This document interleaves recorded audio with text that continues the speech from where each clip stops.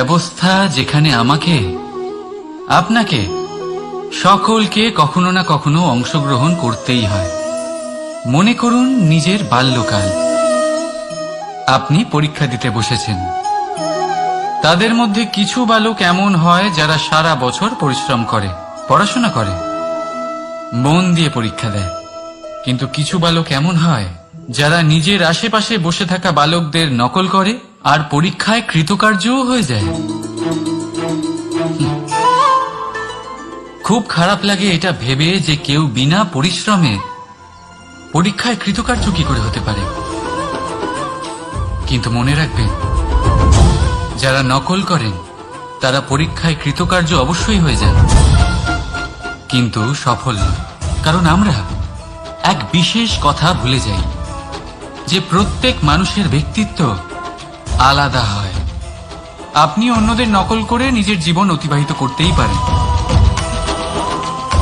কিন্তু যদি নিজের জীবনে সাফল্য লাভ করতে হয়, যদি নিজের জীবনে আনন্দ পেতে হয়, তাহলে মনে রাখবেন নিজের প্রশ্নগুলোর উত্তর জীবনে নিজেকেই খুঁজে বের করতে হবে। রাধা রাধা। আসুন, আজ আপনাকে আমি একটা গল্প শোনাই। একবার এক চক্ষুহীন মানুষ মন্দিরে গেল ঈশ্বরের দর্শন করার জন্য। এবারে যখন ওখানে উপস্থিত লোকেরা জানতে পারল যে এই ব্যক্তি চক্ষুহীন, তখন কিছু লোক তাকে উপহাস করতে শুরু করে দিল। যে ব্যক্তি সম্পূর্ণরূপে দৃষ্টিহীন, সে কি করতে এসেছে এখানে? হয়তো সে ঈশ্বরের কাছে নালিশ করতে এসেছে যে কেন আপনি আমার দৃষ্টি কেড়ে নিলেন। কিন্তু এই সকল কথায় সেই চক্ষুহীন ব্যক্তি নিজেকে নিরাশ হতে দিল না। সে হাসল আর শুধুমাত্র একটাই কথা বলল সে, মানলাম যে আমার ভাগ্য আমার থেকে আমার দৃষ্টি কেড়ে নিয়েছে, কিন্তু আমি অভাগা নই, কারণ আমার ঈশ্বর, উনি আমায় দেখতে পাচ্ছেন।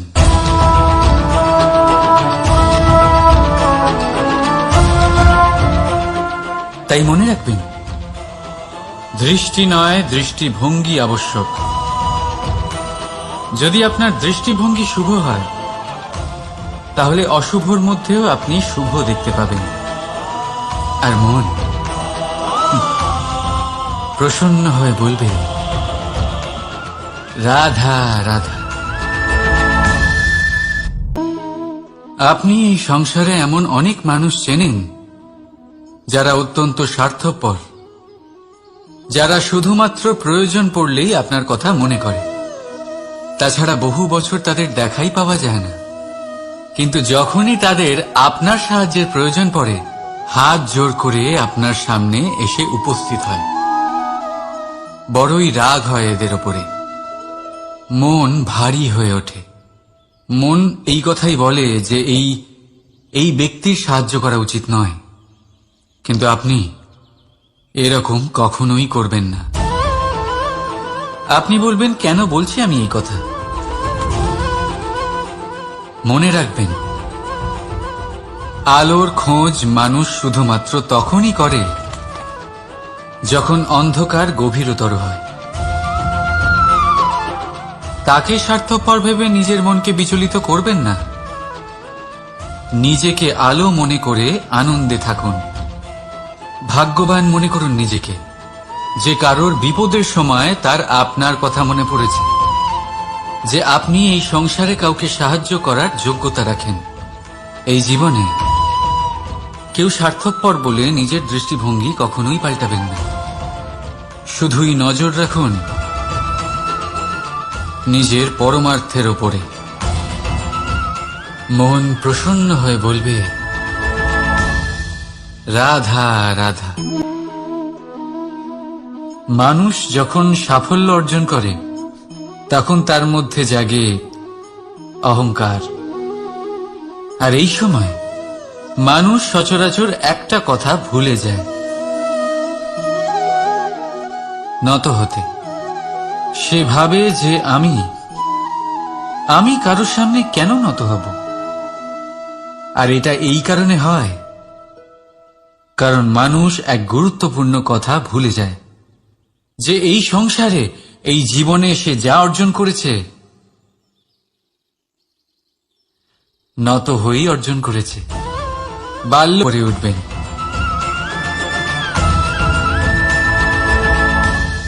রাধা রাধা। কখনো কোনো পাখিকে দেখেছেন? যখন তারা ডিম পাড়তে প্রস্তুত হয় তখন তারা সবচেয়ে আগে একটা স্থান খোঁজে, একটা স্থান যা বর্ষা, রৌদ্র আর শত্রুর থেকে সুরক্ষিত হয়। তারপর তারা বাসা তৈরি করে, তারপরেই ডিম পাড়ে। আর তারপর যখন সেই ডিম ফুটে তার সন্তানদের জন্ম হয়, সে তাদের খাবার খাওয়ায়, তাদের রক্ষণাবেক্ষণ করে। কিন্তু যখন তাদের ডানা গজায় তখন না সে তাদের খাবার দেয় আর না তাদের বাসা বানাতে শেখায়। শুধুমাত্র তাদের উড়তে শেখায় সে। তারপর সেই বাচ্চারা আকাশে উড়তে শিখে নিজেরাই নিজেদের খাবার জোগাড় করতে শিখে যায়, নিজেরাই নিজেদের বাসা বানাতে শিখে যায়। আর আমরা মানুষেরা কি করি? আমাদের সন্তান বড় হয়ে যাওয়া সত্ত্বেও তাদের নিয়ে সর্বদা দুশ্চিন্তা করি। তার জন্য আমরা গৃহ নির্মাণের চেষ্টা করি। নিজের সন্তানকে আরো শক্তিশালী করে গড়ে তোলার বদলে তাকে আমরা দুর্বল করে দিই। জীবনে সেটাই করুন যা একটা পাখি করে। নিজের সন্তানকে আকাশে ওড়ার শিক্ষা দিন, সংস্কার দিন, আর একটা নির্দিষ্ট সময়ের পরে তাকে নিজের আকাশ নির্ধারণ করতে মুক্ত করে দিন। রাধা রাধা। সাগরে সেতু বাঁধার গল্প তো আপনারা নিশ্চয়ই শুনে থাকবেন। রামচন্দ্রের সেনাকে 100 যোজন সমুদ্র অতিক্রম করে লঙ্কায় আক্রমণ করতে হতো। সেতুকার নল আর নীল সেতু বাঁধার উপায় বের করল, কিন্তু প্রশ্ন ছিল সেতু বাঁধা কি করে হবে? সমুদ্র অত্যন্ত গভীর। কত পাথর দেওয়া হলে এই বিশাল সমুদ্র অতিক্রম করা সম্ভব হবে? তখন এক উপায় নির্ধারিত হল। পাথরের ওপর লেখা হলো রামের নাম। আর যখন সেই পাথরগুলোকে সাগরে ফেলা হলো, সেগুলো ভাসতে লাগলো। এবারে কেউ বলবেন এটা রামচন্দ্রের নামের মহিমা, কেউ বলবেন এটা নারায়ণের কোনো জাদু। কিন্তু না, এটা রামচন্দ্রের সেই গুণ, ওনার ব্যক্তিত্বের সেই মহান দিক যা ওনার প্রতিনিধিত্ব করেছে। তাই সেই পাথরও সাগরে ভেসে ওঠে।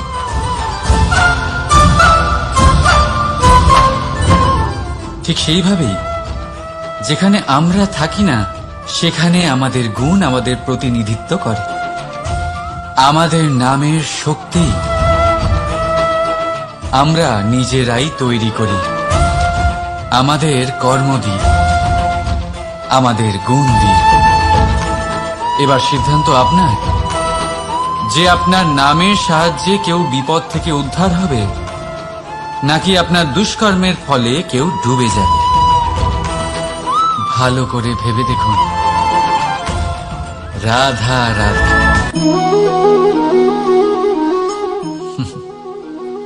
এবারে আপনারা ভাবছেন যে আমি এত একাগ্রতার সাথে এই পিঁপড়েকে কেন দেখছি। আপনাকে বলি যে আজ এই পিঁপড়েকে দেখে আমি মন্ত্রমুগ্ধ হয়ে গেছি। ওর রূপ বা ওর আকার দেখে নয়, এই পিঁপড়ের প্রচেষ্টা দেখে।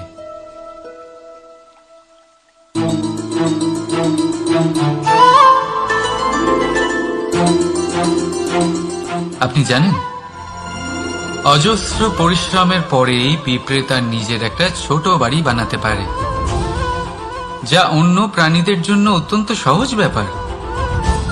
তাই পিঁপড়ের জন্য তার জীবনের সবচেয়ে বড় ঘটনা, সবচেয়ে বড় সাফল্য তার। ভবিষ্যতে এই পিঁপড়ে থাকুক বা না থাকুক, তাদের বানানো বাড়ি বহু বছর অবধি টিকে থাকে। জীবনে সাফল্যের সাথেও ঠিক এমনটাই ঘটে। আপনি একদিনে সাফল্য লাভ করতে পারবেন না, কিন্তু যদি আপনি প্রতিদিন চেষ্টা করতে থাকেন তবে একদিন আপনি অবশ্যই সাফল্য লাভ করবেন। মনে রাখবেন, ভাগ্যের দ্বার তাদের জন্য উন্মুক্ত হয় না যারা হার মেনে নেয়। ভাগ্য তার দ্বার তাদের জন্যই খোলে যারা বসে না থেকে প্রয়াস করে সেই দরজার কড়া নাড়াতে। তাই প্রয়াস করতে থাকুন, সাফল্য অবশ্যই একদিন না একদিন আপনার কাছে আসবেই। রাধা রাধা। এই তালাটা দেখতে পাচ্ছেন আপনি? এই তালাকে ভেঙেও খুলে দেওয়া যায়, আবার ভালোবেসেও খুলে দেওয়া যায়। অর্থাৎ এই তালাটা আপনি এই চাবির দ্বারাও খুলে দিতে পারেন, এই হাতুড়ি দিয়েও খুলে দিতে পারেন।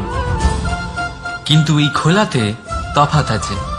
যদি তালা খোলার জন্য আপনি সেটা ভেঙে ফেলেন তাহলে তা পরের বার আর কাজে লাগবে না। কিন্তু যদি এটা আপনি চাবির দ্বারা খোলেন তাহলে তা চিরকাল কাজে লাগবে। আমাদের জীবনে সম্পর্কগুলো কিছুটা এরকমই হয়। আমাদের জীবনের আনন্দরূপী ধন রক্ষা করে এই সম্পর্ক, কিন্তু ভালোবেসে। যদি ক্রোধের দ্বারা এই সম্পর্ক রক্ষা করা হয় তাহলে পরে তা কোনো কাজে আসে না। তাই সম্পর্ক সবসময় প্রেমের চাবি দিয়ে খুলুন, কারণ প্রতিবার নতুন তালা আপনি ব্যবহার করতেই পারেন, নতুন সম্পর্ক গড়তে পারবেন না। রাধা রাধা। জীবন কি? এই জীবন আমরা জন্ম নিই, বড় হয়ে উঠি, আমাদের মা বাবা আমাদের পালন করেন, তারপর তাদের অর্থ দিয়ে আমাদের বাল্যকাল কাটে। আমরা আরো বড় হই, বিবাহ বন্ধনে আবদ্ধ হই, আমাদেরও সন্তান হয়, আমরা তাদের পালন করি, তারপর আমরা বৃদ্ধ হই, আর একদিন এই সংসার ছেড়ে আমরা সকলে চলে যাই। এটাই কি জীবন? আপনার মনে এই প্রশ্ন হয়তো অনেকবার জেগেছে, তাই না? এবার একটু জলের যাত্রাপথ লক্ষ্য করুন। সাগর থেকে বাষ্প হয়ে ওঠে এই জল, মেঘ হয়ে ঝরে পড়ে সে, তারপর নদী হয়ে আবার সাগরে মিলিয়ে যায়। কিন্তু কখনো এই প্রশ্ন করে না যে তার জীবন কি, তার উদ্দেশ্য কি। প্রতিটা মুহূর্ত বাঁচে সে, আর অন্যদের যতখানি সম্ভব সাহায্য করে। যখন সাগরে থাকে তখন অসংখ্য জীবকে জীবন দান করে। যখন সাগর থেকে বাষ্প হয়ে মেঘ হয়ে যায় তখন চাষিদের মনে এই আশা জাগায় যে ফসল আবার ফলবে। যখন বর্ষা হয়ে ঝরে পড়ে তখন এই শুকনো তৃষ্ণার্ত ধরিত্রীর তৃষ্ণা মেটায়। আর যখন নদীতে থাকে তখন তার পাড়ে নানান গাছপালার জন্ম দেয়। কিন্তু ভাবুন, জল কি কখনো এটা ভাবে যে তার জীবন কি বা তার জীবনের উদ্দেশ্যটাই বা কি? না, সে শুধু নিজের ধর্ম পালন করে যায়, আর যতটা সম্ভব সবাইকে আনন্দ প্রদান করতে থাকে। সেই জন্যই জীবনে কখনো এই প্রশ্ন করবেন না যে এই জীবন কি, এই জীবনের উদ্দেশ্য কি। শুধু এই জীবন বাঁচুন, আর যতটা সম্ভব সবাইকে আনন্দ প্রদান করুন। মন প্রসন্ন হয়ে বলবে রাধা রাধা। কখনো বৃষ্টির জন্য হওয়া কাদার মধ্যে দিয়ে আপনি নিজের বাড়ি ফিরেছেন? পাদুকা পরার জন্য আপনি ওই কাদা থেকে অবশ্যই বেঁচে যান, কিন্তু সেই পাদুকা থেকে আগত নোংরা কাদার ছিটে আপনার বস্ত্রকে ময়লা করেই দেয়। কিন্তু তাও সেই ছিটের জন্য আপনার বস্ত্র ময়লা হয়ে যাবে, সেই জন্য আপনি পাদুকা পরা ছেড়ে দেন না। ঠিক সেইভাবেই জীবনে এমন কিছু মানুষও আসেন যারা পাদুকার মতো হন, যারা আপনাকে কাদার থেকে বাঁচিয়ে নেন, কিন্তু বস্ত্ররূপী আপনার মনের উপরে আশঙ্কার দাগ ছেড়ে যান। এইসব মানুষের জন্য নিজের মন ছোট করার কোনো প্রয়োজন নেই। প্রয়োজন আছে শুধু এটা ভাবার যে আপনি নিজের পা কাদার থেকে বাঁচাবেন নাকি আপনার বস্ত্র। জীবনে গম্ভীর হওয়া ভালো কথা, কিন্তু সমস্ত বিষয় যদি গম্ভীরভাবে ভাবতে থাকেন তাহলে জীবনের আনন্দটাই শেষ হয়ে যাবে। এই সংসার অস্থায়ী, এখানে এমন কিছুই নেই যা চিরকাল জীবিত থাকবে। তাই যতক্ষণ এই জীবন আছে সন্তুষ্টি আর আনন্দ নিয়ে বাঁচুন। নিজের ওপর আগত কাদার ছিটের দিকে মন দেবেন না, শুধু আনন্দ বিতরণ করুন। মন প্রসন্ন হয়ে বলবে, রাধা রাধা। আসুন, আজ আপনাকে আমি একটা গল্প শোনাই। একবার এক চক্ষুহীন মানুষ মন্দিরে গেল ঈশ্বরের দর্শন করার জন্য। এবারে যখন ওখানে উপস্থিত লোকেরা জানতে পারল যে এই ব্যক্তি চক্ষুহীন, তখন কিছু লোক তাকে উপহাস করতে শুরু করে দিল। যে ব্যক্তি সম্পূর্ণরূপে দৃষ্টিহীন, সে কি করতে এসেছে এখানে? হয়তো সে ঈশ্বরের কাছে নালিশ করতে এসেছে যে কেন আপনি আমার দৃষ্টি কেড়ে নিলেন। কিন্তু এই সকল কথায় সেই চক্ষুহীন ব্যক্তি নিজেকে নিরাশ হতে দিল না। সে হাসল আর শুধুমাত্র একটাই কথা বলল সে, মানলাম যে আমার ভাগ্য আমার থেকে আমার দৃষ্টি কেড়ে নিয়েছে, কিন্তু আমি অভাগা নই, কারণ আমার ঈশ্বর, উনি আমায় দেখতে পাচ্ছেন।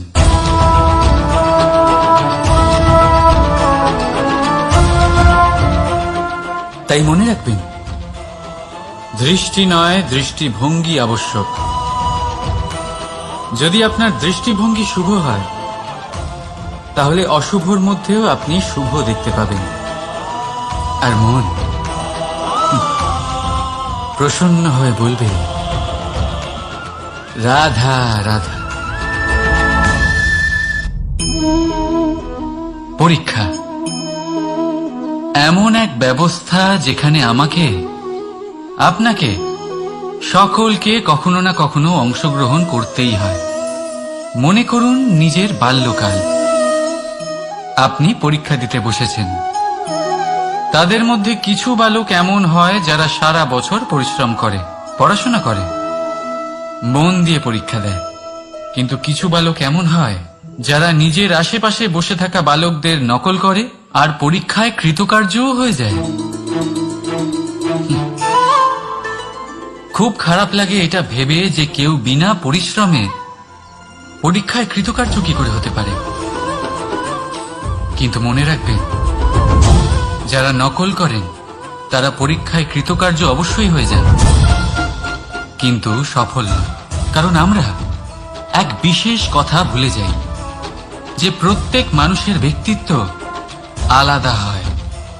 আপনি অন্যদের নকল করে নিজের জীবন অতিবাহিত করতেই পারেন,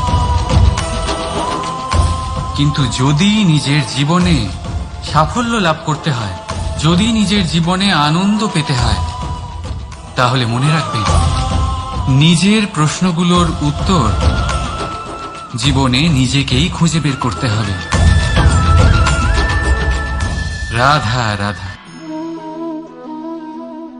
মানুষ যখন সাফল্য অর্জন করে তখন তার মধ্যে জাগে অহংকার। আর এই সময় মানুষ সচরাচর একটা কথা ভুলে যায়,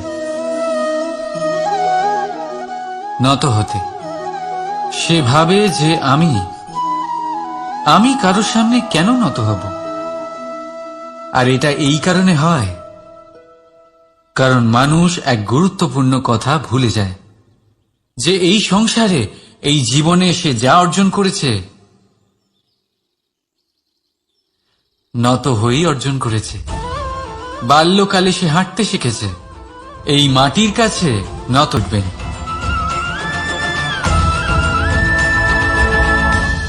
রাধা রাধা, আপনি এই সংসারে এমন অনেক মানুষ চেনেন যারা অত্যন্ত স্বার্থপর, যারা শুধুমাত্র প্রয়োজন পড়লেই আপনার কথা মনে করে। তাছাড়া বহু বছর তাদের দেখাই পাওয়া যায় না, কিন্তু যখনই তাদের আপনার সাহায্যের প্রয়োজন পড়ে হাত জোর করে আপনার সামনে এসে উপস্থিত হয়। বড়ই রাগ হয় এদের ওপরে, মন ভারী হয়ে ওঠে। মন এই কথাই বলে যে এই ব্যক্তির সাহায্য করা উচিত নয়, কিন্তু আপনি এরকম কখনোই করবেন না। আপনি বলবেন, কেন বলছি আমি এই কথা? মনে রাখবেন, আলোর খোঁজ মানুষ শুধুমাত্র তখনই করে যখন অন্ধকার গভীরতর হয়। তাকে স্বার্থপর ভেবে নিজের মনকে বিচলিত করবেন না। নিজেকে আলো মনে করে আনন্দে থাকুন। ভাগ্যবান মনে করুন নিজেকে, যে কারোর বিপদের সময় তার আপনার কথা মনে পড়েছে, যে আপনি এই সংসারে কাউকে সাহায্য করার যোগ্যতা রাখেন। এই জীবনে কেউ স্বার্থপর বলে নিজের দৃষ্টিভঙ্গি কখনোই পাল্টাবেন না। শুধুই নজর রাখুন নিজের পরমার্থের ওপরে। মন প্রসন্ন হয়ে বলবে, রাধা রাধা। কখনো কোনো পাখিকে দেখেছেন? যখন তারা ডিম পাড়তে প্রস্তুত হয় তখন তারা সবচেয়ে আগে একটা স্থান খোঁজে, একটা স্থান যা বর্ষা, রৌদ্র আর শত্রুর থেকে সুরক্ষিত হয়। তারপর তারা বাসা তৈরি করে, তারপরেই ডিম পাড়ে। আর তারপর যখন সেই ডিম ফুটে তার সন্তানদের জন্ম হয়, সে তাদের খাবার খাওয়ায়, তাদের রক্ষণাবেক্ষণ করে। কিন্তু যখন তাদের ডানা গজায়, তখন না সে তাদের খাবার দেয় আর না তাদের বাসা বানাতে শেখায়। শুধুমাত্র তাদের উড়তে শেখায় সে। তারপর সেই বাচ্চারা আকাশে উড়তে শিখে নিজেরাই নিজেদের খাবার জোগাড় করতে শিখে যায়, নিজেরাই নিজেদের বাসা বানাতে শিখে যায়। আর আমরা মানুষেরা কি করি? আমাদের সন্তান বড় হয়ে যাওয়া সত্ত্বেও তাদের নিয়ে সর্বদা দুশ্চিন্তা করি। তার জন্য আমরা গৃহ নির্মাণের চেষ্টা করি। নিজের সন্তানকে আরো শক্তিশালী করে গড়ে তোলার বদলে তাকে আমরা দুর্বল করে দিই। জীবনে সেটাই করুন যা একটা পাখি করে। নিজের সন্তানকে আকাশে ওড়ার শিক্ষা দিন, সংস্কার দিন, আর একটা নির্দিষ্ট সময়ের পরে তাকে নিজের আকাশ নির্ধারণ করতে মুক্ত করে দিন। রাধা রাধা। সাগরে সেতু বাঁধার গল্প তো আপনারা নিশ্চয়ই শুনে থাকবেন। রামচন্দ্রের সেনাকে 100 যোজন সমুদ্র অতিক্রম করে লঙ্কায় আক্রমণ করতে হতো। সেতুকার নল আর নীল সেতু বাঁধার উপায় বের করল, কিন্তু প্রশ্ন ছিল সেতু বাঁধা কি করে হবে? সমুদ্র অত্যন্ত গভীর। কত পাথর দেওয়া হলে এই বিশাল সমুদ্র অতিক্রম করা সম্ভব হবে?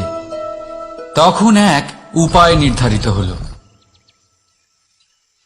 পাথরের ওপর লেখা হলো রামের নাম। আর যখন সেই পাথরগুলোকে সাগরে ফেলা হলো, সেগুলো ভাসতে লাগলো।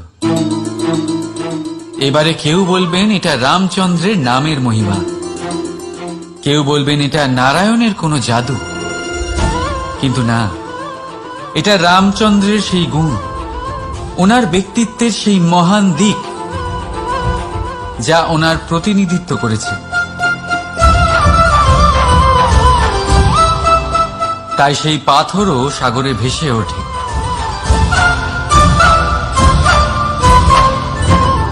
ঠিক সেইভাবেই যেখানে আমরা থাকি,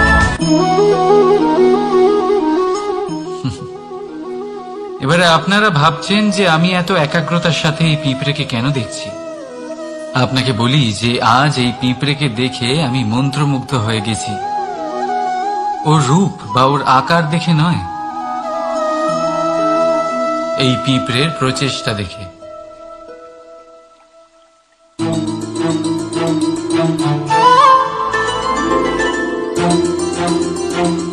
আপনি জানেন, অজস্র পরিশ্রমের পরেই পিঁপড়ে তার নিজের একটা ছোট বাড়ি বানাতে পারে, যা অন্য প্রাণীদের জন্য অত্যন্ত সহজ ব্যাপার। তাই পিঁপড়ের জন্য তার জীবনের সবচেয়ে বড় ঘটনা, সবচেয়ে বড় সাফল্য তার। ভবিষ্যতে এই পিঁপড়ে থাকুক বা না থাকুক, তাদের বানানো বাড়ি বহু বছর অবধি টিকে থাকে।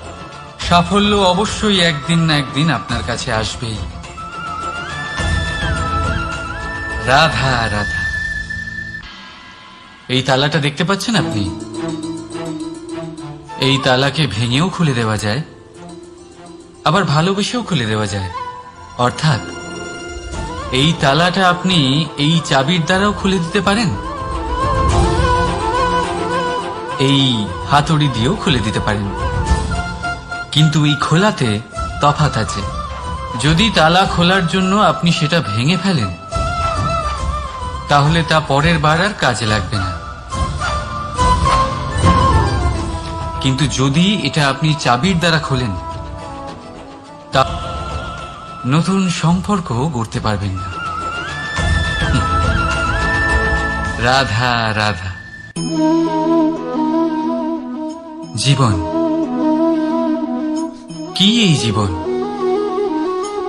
আমরা জন্ম নিই, বড় হয়ে উঠি, আমাদের মা বাবা আমাদের পালন করেন, তারপর তাদের অর্থ দিয়ে আমাদের বাল্যকাল কাটে, আমরা আরো বড় হই, বিবাহ বন্ধনে আবদ্ধ হই, আমাদেরও সন্তান হয়, আমরা তাদের পালন করি, তারপর আমরা বৃদ্ধ হই, আর একদিন এই সংসার ছেড়ে আমরা সকলে চলে যাই।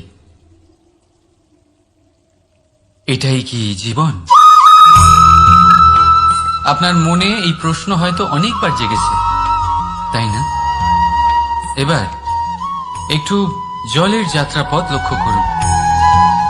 সাগর থেকে বাষ্প হয়ে ওঠে এই জল, মেঘ হয়ে ঝরে পড়ে সে, তারপর নদী হয়ে আবার সাগরে মিলিয়ে যায়। কিন্তু কখনো এই প্রশ্ন করে না যে তার জীবন কি, তার উদ্দেশ্য কি। প্রতিটা মুহূর্ত বাঁচে সে, আর অন্যদের যতখানি সম্ভব সাহায্য করে। যখন সাগরে থাকে তখন অসংখ্য জীবকে জীবন দান করে। যখন সাগর থেকে বাষ্প হয়ে মেঘ হয়ে যায়, তখন চাষিদের মনে এই আশা জাগায় যে ফসল আবার ফলবে। যখন বর্ষা হয়ে ঝরে পড়ে, তখন এই শুকনো তৃষ্ণার্ত ধরিত্রীর তৃষ্ণা মেটায়। আর যখন নদীতে থাকে, তখন তার পারে নানান গাছপালার জন্ম দেয়। কিন্তু ভাবুন, জল কি কখনো এটা ভাবে যে তার জীবন কি বা তার জীবনের উদ্দেশ্যটাই বা কি? না, সে শুধু নিজের ধর্ম পালন করে যায়, আর যতটা সম্ভব সবাইকে আনন্দ প্রদান করতে থাকে। সেই জন্যই জীবনে কখনো এই প্রশ্ন করবেন না যে এই জীবন কি, এই জীবনের উদ্দেশ্য কি। শুধু এই জীবন বাঁচুন, আর যতটা সম্ভব সবাইকে আনন্দ প্রদান করুন। মন প্রসন্ন হয়ে বলবে রাধা রাধা। কখনো বৃষ্টির জন্য হওয়া কাদার মধ্যে দিয়ে আপনি নিজের বাড়ি ফিরেছেন? পাদুকা পরার জন্য আপনি ওই কাদা থেকে অবশ্যই বেঁচে যান, কিন্তু সেই পাদুকা থেকে আগত নোংরা কাদার ছিটে আপনার বস্ত্রকে ময়লা করেই দেয়। কিন্তু তাও সেই ছিটের জন্য আপনার বস্ত্র ময়লা হয়ে যাবে, সেই জন্য আপনি পাদুকা পরা ছেড়ে দেন না। ঠিক সেইভাবেই জীবনে এমন কিছু মানুষও আসেন যারা পাদুকার মতো হন, যারা আপনাকে কাদার থেকে বাঁচিয়ে নেন, কিন্তু বস্ত্ররূপী আপনার মনের উপরে আশঙ্কার দাগ ছেড়ে যান। এইসব মানুষের জন্য নিজের মন ছোট করার কোনো প্রয়োজন নেই। প্রয়োজন আছে শুধু এটা ভাবার যে আপনি নিজের পা কাদার থেকে বাঁচাবেন নাকি আপনার বস্ত্র। জীবনে গম্ভীর হওয়া ভালো কথা, কিন্তু সমস্ত বিষয় যদি গম্ভীরভাবে ভাবতে থাকেন, তাহলে জীবনের আনন্দটাই শেষ হয়ে যাবে। এই সংসার অস্থায়ী। এখানে এমন কিছুই নেই যা চিরকাল জীবিত থাকবে। তাই যতক্ষণ এই জীবন আছে, সন্তুষ্টি আর আনন্দ নিয়ে বাঁচুন। নিজের ওপর আগত কাদার ছিটের দিকে মন দেবেন না, শুধু আনন্দ বিতরণ করুন। মন প্রসন্ন হয়ে বলবে, রাধা রাধা। আসুন, আজ আপনাকে আমি একটা গল্প শোনাই। একবার এক চক্ষুহীন মানুষ মন্দিরে গেল ঈশ্বরের দর্শন করার জন্য। এবারে যখন ওখানে উপস্থিত লোকেরা জানতে পারল যে এই ব্যক্তি চক্ষুহীন, তখন কিছু লোক তাকে উপহাস করতে শুরু করে দিল। যে ব্যক্তি সম্পূর্ণরূপে দৃষ্টিহীন, সে কি করতে এসেছে এখানে? হয়তো সে ঈশ্বরের কাছে নালিশ করতে এসেছে যে কেন আপনি আমার দৃষ্টি কেড়ে নিলেন। কিন্তু এই সকল কথায় সেই চক্ষুহীন ব্যক্তি নিজেকে নিরাশ হতে দিল না। সে হাসল আর শুধুমাত্র একটাই কথা বলল সে, মানলাম যে আমার ভাগ্য আমার থেকে আমার দৃষ্টি কেড়ে নিয়েছে, কিন্তু আমি অভাগা নই, কারণ আমার ঈশ্বর, উনি আমায় দেখতে পাচ্ছেন।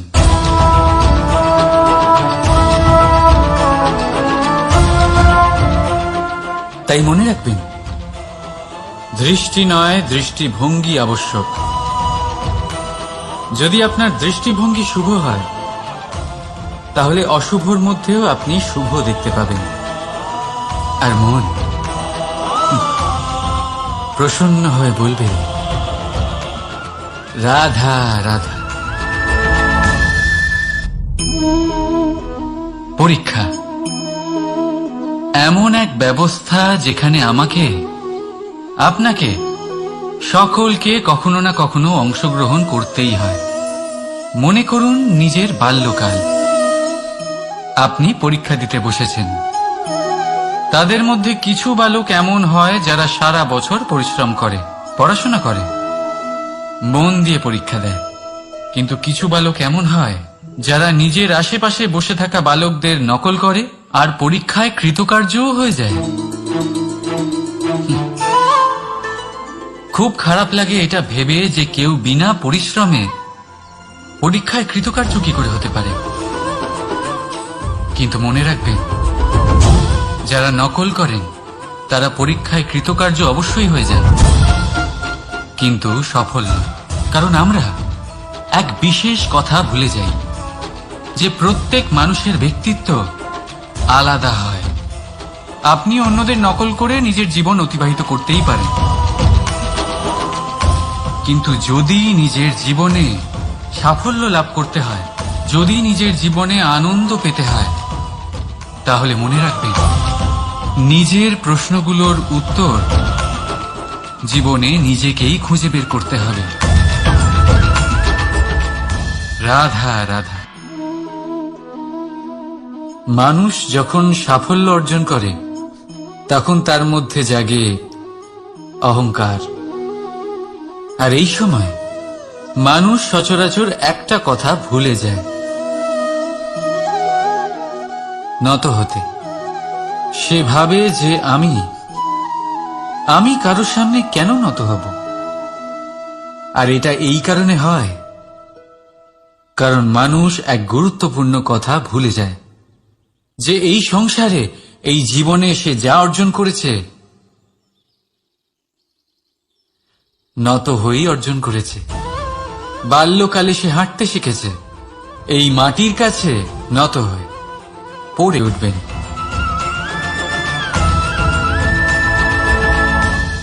রাধা রাধা।